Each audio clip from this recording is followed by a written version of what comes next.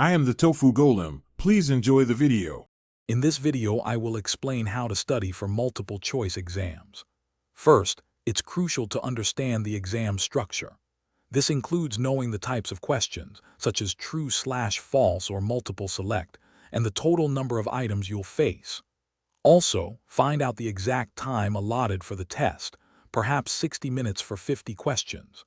Finally, check if there's a penalty for wrong answers, as this significantly impacts your strategy. Knowing these details is your first step towards success. Next, let's talk about effective study techniques. Don't just passively read, actively engage with your material. Try summarizing chapters in your own words or teaching concepts to a friend. Flashcards are excellent for memorizing key terms, definitions, and even complex formulas. Spend about 15 minutes each day reviewing these.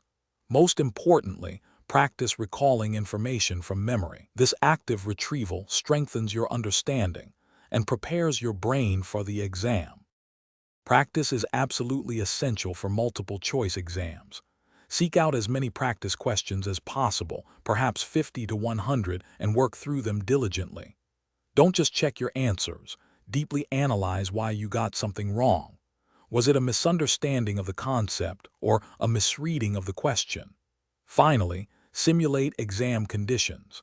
Set a timer for 60 minutes and complete a full practice test without distractions. This builds endurance and reduces test day anxiety.